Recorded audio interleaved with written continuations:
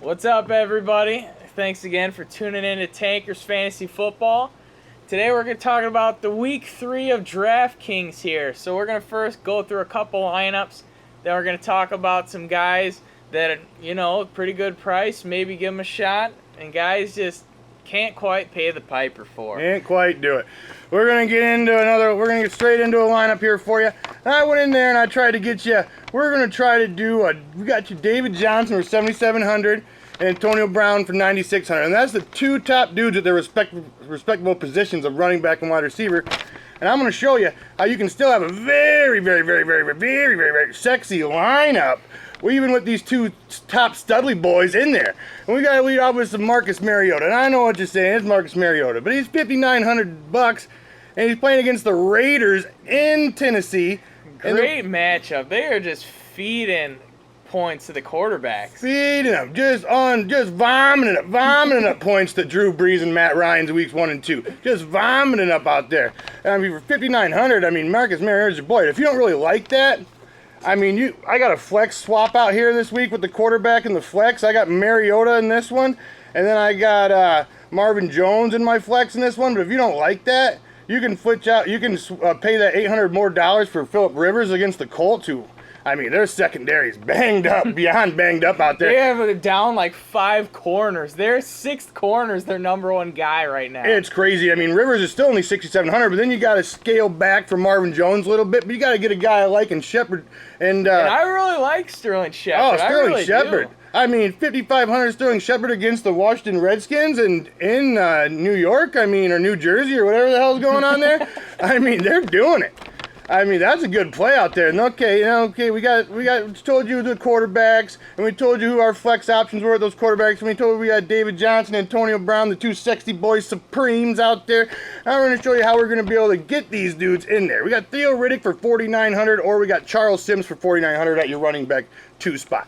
And those dudes cost the same, so I figured I'd mention them both. And I love them both. I think Sims, he's going against a little bit tougher matchup there. But Theo Riddick, he's showing you that even sharing the workload with Abdullah, he can still get you 20-plus points. And if Abdullah's not going... Oh, he's not going. This guy can put up some good numbers. And like I said, with Doug Martin looking like he's not going to play, Charles Sims is going to be the only guy there. Yeah, those are both very sexy plays. They both catch footballs, and for PPR purposes, it's kind of like a who you like more situation. That's very fair. I'd bring them both up for the 4,900 price. Then we got to lean on, this is unbelievable, people. My wide receiver 2, unbelievable. You can still get Stephon Diggs for $5,100 on DraftKings right now. And I know he's playing them Carolina Panthers. But they've been kind of giving, they've been allowing the Broncos. And they have the 49ers, too. Yeah, Blaine Gabbert. Blaine Gabbert lighting them up out there. Yeah, the Niners score like 24, 30 points out there against them. And, Trevor Siemian was kind of throwing them against them, too. Norman's not there anymore. Stephon Diggs is clearly the go-to guy in this offense. Got some rookie secondary players back there, and I really think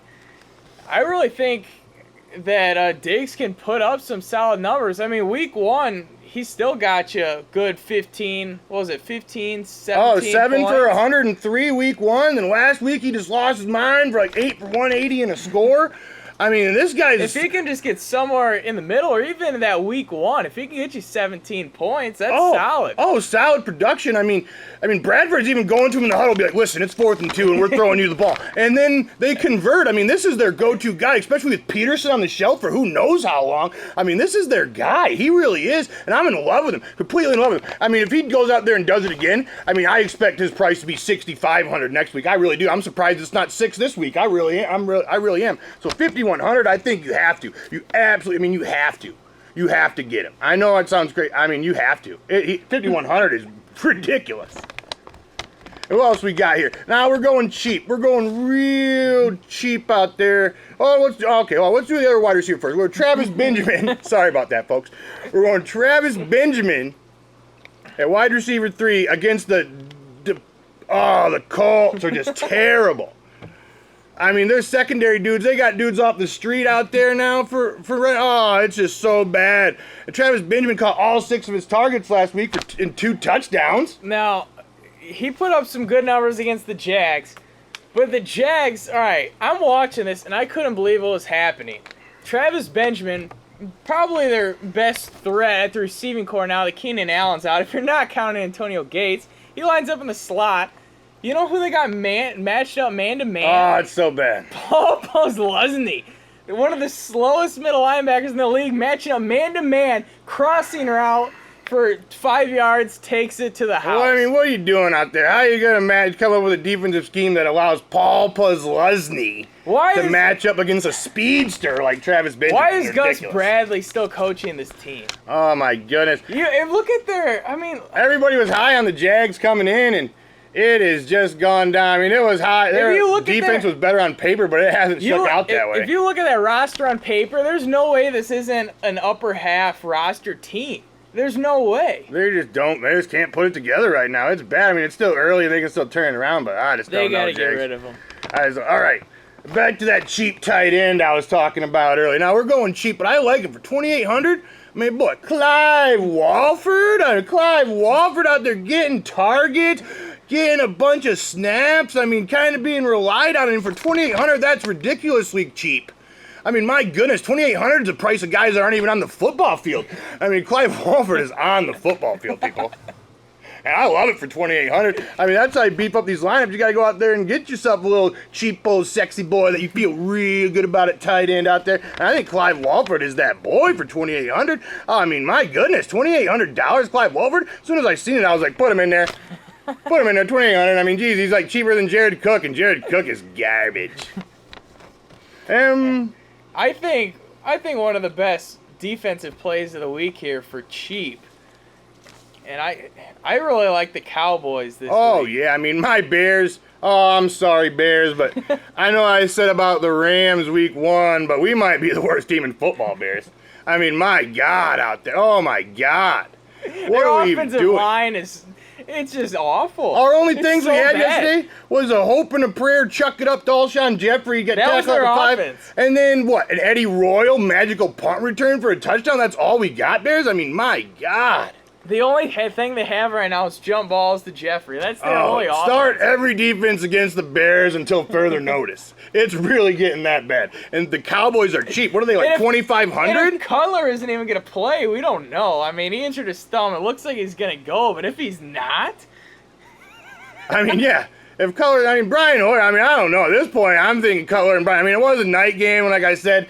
Like, Jay Cutler needs them Snickers, get through the night game. When he was walking in the huddle, I was like, don't worry, boys. They just left his Snickers in the locker room. But apparently, he, hurt his thumb or something. I think it's all smoke and mirrors just to get him out of there. I mean, Hoyer didn't look that terrible, but I just don't know, Bears. We might have the worst offensive line in football. Jeremy. Even their first drive, 3 and out lasted about 30 seconds. So on that rambling note about how bad the Bears are, we're saying go Cowboys D all day for $2,500 bucks. Cowboys D is nothing to brag about at all. But it might be the play of the week for $2,500. Oh, $2,500. Here's another couple cheap Ds I like about. Like the Ravens against the Jags that we just talked about, because the Jags apparently can't put it together. And I also like the team going against a team that can't put it together out there, the 49ers playing against the Seahawks.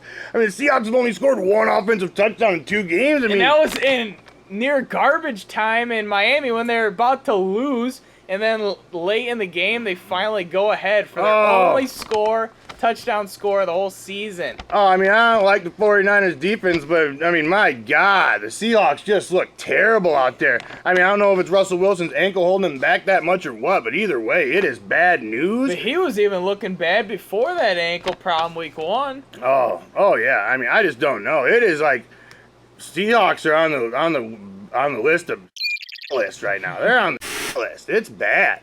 Losing to the Rams, a team I talked about going 2-14, might get shut out this week. They didn't get shut out. I mean, they didn't score a touchdown. They went out there and beat the Seattle Seahawks. The Rams still don't have a touchdown on the season. Where are you at, Seattle? If you're losing out there to the Los Angeles Rams, you gotta. It's reevaluate Central. It's reevaluate Central for them right now. All right, let's get into our second lineup for them. Hit him with that. All right. So I went with the Phillip Rivers, 6,700. Oh. Gotta love the play. Cheap, so cheap against playing in a dome against a terrible secondary like the Colts. 6,700 is sexy. He just gets no respect out there. This guy can be there's no reason why this guy can't be the best fantasy quarterback this week. There's really no reason he couldn't be. Dropped 4 touchdowns last week against Jaguar defense ain't that good, but I think they're a little bit better than them Colts. My goodness, Colts. All right, and you know what? We're going to get crazy. We got 2 Chargers. Going doubling down. Double dipping the chip. Talking about that Indy D, Danny Woodhead's out with that ACL. I'm picking Melvin Gordon, 5,800. They're bringing in Dexter McCluster, but I don't think Dexter McCluster can technically play football this weekend. So, I think it might be the Melvin Gordon show, and if that's the case against this desolation row Colts D, going 2 players from the same team in DraftKings isn't something I like to do, but if we're talking about going against a bad defense, Rivers and Melvin Gordon, I think you can double down with confidence out there this week. Double down with confidence. Look what Indy's done against running backs this year. Week 1, they made the Lions backs look like all-stars. They made him look completely amazing. And C.J. Anderson would have lost his mind if the Broncos D wouldn't have had 2 touchdowns. They just weren't on the field enough for C.J. Anderson to lose his mind. He still had good points. And Broncos D had 2 touchdowns. What do you want a guy to do? He's not even on the field probably for a whole quarter. All right, another guy that I'm starting, and I'm giving this guy the boost because of the AP injury, and that's McKinnon. For $3,800. I'm playing against that stiff Panthers D, though. Not a great matchup on paper, but they're still a run-first offense. If anybody's going to touch the football for $3,800, it's going to be Jerick McKinnon. Nobody's touching the football more for you at the $3,800 price. Now he's going to be losing goal line carries to old chuggy Matt Asiata out there, but I have no hope in Matt. This game, they're probably looking to be trailing, so that means McKinnon's probably looking to be on the field more. And they're already talking about 65-35 split. McKinnon-Asiata favor McKinnon. I think the only thing Asiata will be on there is for short, 3rd and 1, 4th and 1s, and possibly goal line. Oh, goal line Asiata for sure. That's happening, but McKinnon, this guy looks sharp in preseason. This guy can be the next back when AP's time is over, which might be sooner rather than later. I don't have the highest confidence in this matchup, but for $3,800, that's the cheapest value you're going to get a running back that's going to start for a football team and touch the ball at least probably 15 times. All right, receivers here. We're getting beefy here. Oh, gotta get the beef somewhere. I'm paying a $9,100, and I'm getting Odell Beckham Jr. Now, I know he's against that Washington secondary with Norman they paid big money for, but apparently he only plays one side of the field. And if I'm OBJ, I don't even care. I'm matching up on the other side and letting the rookie guard me, who got tore apart by guys like Antonio Brown week 1. I know Beckham hasn't gotten the end zone yet, but he had a decent week last week, 8 for 86 or something. But I think this week might be the week where he just blows up and loses his mind out there and shows you why you picked him top 3 overall. This guy's going to be, I think this is the week. This is the show-stopping main event. I think he's going to go out there and show you who he is and what it does. And it's going to be sexy. Another guy paying pretty good on $7,500. I'm a believer. Allen Robinson against Baltimore secondary. I think it's do or die for the Jags. If they don't win this week, I think you fire Gus Bradley and you write the season off. I think you do. If you lose, it's just awful. Corey Coleman went out there last week and dropped a very fine line against those Ravens secondary, dropping 2 touchdowns on him as a rookie with Josh McCown throwing the ball. And if this is the week that A-Rob's going to get it together, I got him in a couple leagues. I hope and pray this is it because he has not looked like my second boy. And I know he is. The Jags offense has been nothing but screens and dump-offs. There's been no excitement. We haven't seen that downfield threat at all so far this year. I think this is the game against that Baltimore secondary. They realize it's do or die. They're going to push it. A-Rob, I'm thinking 100 yards, at least 1 touchdown. Let's go, Jags. I think it's it, and I'm paying for it. Let's go, Jags. 6,000. Jeremy Maclin. That's a here. value play. I like it. I mean, if you're not into Macklin, I got a couple other guys that are around 6,000 for you, and Crabtree and Marvin Jones. But I mean, I think Macklin's a very solid play for 6,000. And my third wide receiver too. Oh, very solid play. I mean, just giving you a couple more outs, because Crabtree and Macklin cost the exact same at 6,000. So if you're into that Crabtree jam, he's got a little tight match against the Titans this week. So but I mean, Macklin's playing against the Jets, who's pretty tight. I mean, and Darrelle Revis does not look like Darrelle Revis, No, people. No, they've been giving up 80-yard bombers to the likes of Bills receivers that to aren't named. Olympians. Bills Goodwin. receivers that aren't named Sammy Watkins. They're giving up bombs to. It's just ridiculous out there. All right, for my flex, going Devontae Parker. He looked really good in his first time dressing up last week. Made me feel good about him. 4,900, he's my flex. I'm really liking that play. I think he can was it Cleveland he's got this week? Devontae Parker's got Cleveland coming down into Miami, and I'm feeling like this. I mean, Devontae Parker went out there and got, 8 for over 100 last week in his first game dressing this season. I mean, I'm all in on the guy. I mean, I know it was a kind of wait and see last week, and he showed you up. I mean, he showed you up. You can play him there easily in a flex Went out position. there in his first game and dropped 100 yards. I mean, against the Patriots secondary. I mean, What do you have, 8 catches too? 8 catches for over 100 yards last week, looking studly. And I love it. I mean, for 4,900, I mean, I'm glad he's showing up, because in my yearly leagues, I mean, I've been hoping and praying that this guy could fill in as my second flex for me and be my ultra sexy boy. And I mean, with this, what he did last week, I'm starting him with confidence in those leagues this week. I really am starting with confidence. All right, tight end position, going Eric Ebron. He's 3,700, and he's got a decent average so far this year, but the Packers defense just cannot get much going. They made Rudolph look like a stud last week. From the grave, Kyle Rudolph scores touchdowns, gets yardage. That was What is happening? Oh, arrows are pointing up for Eric Ebron, and he had a touchdown. He almost had a touchdown call. I think that was it was called back on offensive pass interference, but I think that was a bull crap call out there. I really think it was. I mean, they showed the replay, and I was convinced Vegas is out there making phone calls. Like, they call like 3 penalties on the line. Vegas is out there making phone calls. They're ridiculous. They're just like holding the lines back. I mean, that was no way that was offensive pass interference. He got jobbed. Straight job. And again, with my D, I got to go with the Cowboys. Cheap, 2,500, but these Bears. I mean, they're gonna get sacks. And Dallas Cowboys don't get sacks anymore, but I think they're gonna get some against this offensive line. Bears. I know, but it's god awful, Bears. It's god awful. At this point, it's almost like hope to lose and maybe draft like a really good quarterback and we might lean on the future, because I'm done with the Jay Cutler show, Bears. I really am. And I was the one. He's your boy. He was my boy. I've been telling everybody's hating on him for the last 2 or 3 years. Be like, nah, Jay Cutler's awesome. I mean, he's the best thing we've ever had. I mean, I think I've seen enough. I think the only reason why he's the best thing ever had because the NFL has gone so much pass-heavy leagues. That's the only reason why he's above. Who did he pass? Sid Luckman for like most yards ever as a quarterback for the Bears. I mean, my goodness.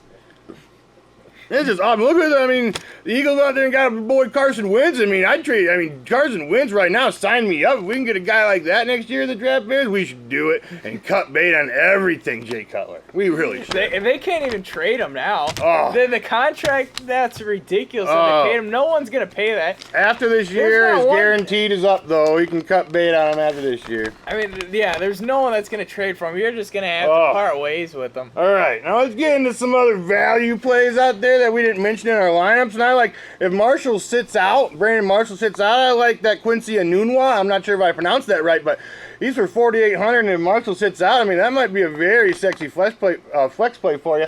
And we got Isaiah Crowell, who I don't even know how I'm mentioning his name. I hate his guts. I do. 3 weeks ago, I absolutely hated this bum, but apparently this guy's got enough juice in him to run for like 75-yard touchdowns. I mean, how did that happen? I mean, they're giving him the right. They're talking about how he's their workhorse, and I mean, apparently he's the man. This is ridiculous. I don't see how it can be or how it is, but apparently he's a solid RB2 until further notice. And I mean, I'm not totally sold on it, but until further notice, you gotta say, that's what's up. And really not a bad price on 4,700. No, 4,700. They're not giving him any respect. They're giving as much respect about as I just did right there. They're not really giving him the respect. So if you're a believer, if you're like you're an Isaiah Crowell fanboy, like 4,700 is your sexy price. It really is. I mean, they're going against Miami with LeGarrette Blount just tearing that defense at new one last week. LeGarrette Blount busting out the hurdling machine out there, just hurdling people, trucking people. I mean, Isaiah Crowell, that's right up Isaiah Crowell's alley. I mean, if he's getting the ball as many times as he is, I don't see how he's not. I don't see how he can't produce for you for 4,700. We got out there for 4,300. That Tyrell Williams, another Charger playing against the Colts out there, and I think he's been doing it. He went out there. They've been talking that Phillip Rivers likes them big physical big guys, boy. them Vincent Jackson type guys he had there. Very big boy. What 5 for 60 and a TD last week? I mean, for 4,300, if you're all in and trying to make something a little bit cheaper out there to get a little more high dollar action at like RB2 or something, I think Tyrell Williams is the type of player you can lean on. He mentioned Devontae Parker in his lineup, but I think that's another very good value play. And we got up for real cheap. And this guy's getting targets, but he hasn't really done that much with him yet. But Nelson Aguilar is getting targets out there. He is. He's had a couple balls that he's had a few drops, but if he catches them, he's putting up great stat lines. For $3,500, I mean, if you're a believer, I mean, it might take me another week or two to finally be a believer. But man, if he could have held on to a couple of those passes out there against the Bears, he would have had a very fine stat line weeks 1 and 2 of the season. He's getting the targets. He's getting good throws, and he just has to catch them. I mean, he just has to catch him, and I mean, he is. He looks spry. He only has to do the things that a receiver's supposed to do. He straight up burnt that bear. I mean, the ball is a little bit underthrown, but he had both of his mitts on it. He should have brought it in. There's no reason why he shouldn't have. And that's his one problem. But if he can pull that together, I mean, for $3,500, if he gets lucky and hangs on to one of them balls, it's your sexy boy for $3,500. And another guy is like the power of the urn player we've been talked about last week in the overview. I mean, Mike Wallace. How is this happening? Mike Wallace had one touchdown. Apparently he's back in the league.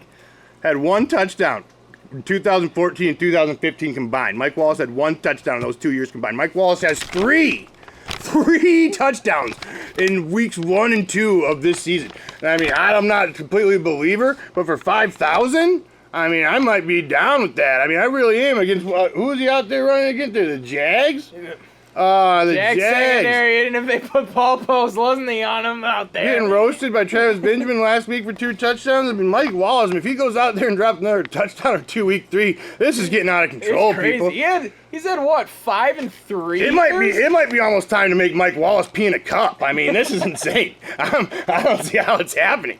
I mean, is Joe Flacco practicing necromancy out there? He's been learning from Drew Brees. He's been taking the classes in the offseason about the dark arts. Maybe Ben Watson was telling him a little something. He went to Baltimore telling him some secrets. The dark secrets of the necromancing ways down in Louisiana. I mean, this is crazy. If he keeps doing this, he's going to be like a steal of the draft. He's going to be like a draft steal of the year. He's like a borderline wide receiver 1, which is insane. I mean, if he keeps these if he keeps doing I mean, I'm not all in at all, but if you can get him in there, your wide receiver 3, and you can for this $5,000 price, I guess I'm all in on it, which is very strange. I can't even believe I just said that. I'm all in on Mike Wallace. You need to like wash your mouth out. Oh my God. Oh, average man down. Average man down. He hates Mike Wallace too.